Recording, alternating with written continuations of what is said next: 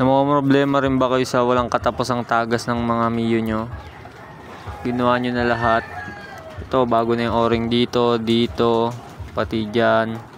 Tas puro genuine pa lahat, pero may tagas pa rin dito. Tas kung minsan ay maabot dito sa footboard, sobrang lakas, minsan hanggang dyan pa naabot. Kahit anong pandikit ang ilagay mo ay ganun pa rin. Ito, tuturo ko kung anong salarin. Ayan o. Sa unang tingin parang walang mali. Ayan.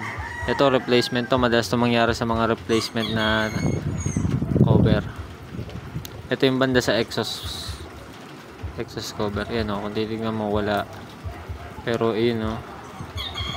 Tatlong ganyan na yung na-experience ko. Pag replacement, ganyan yung karupok. Lalo na pag hinigpitan mo ng mahigpit, nababasag siya. Yan, kung nakaganyang posisyon, hindi kita kasi gawa ng o-ring na harangan. Pero kung ganyan, may langis pa yan. Kaya madumi yan. Hindi mo agad mapapansin.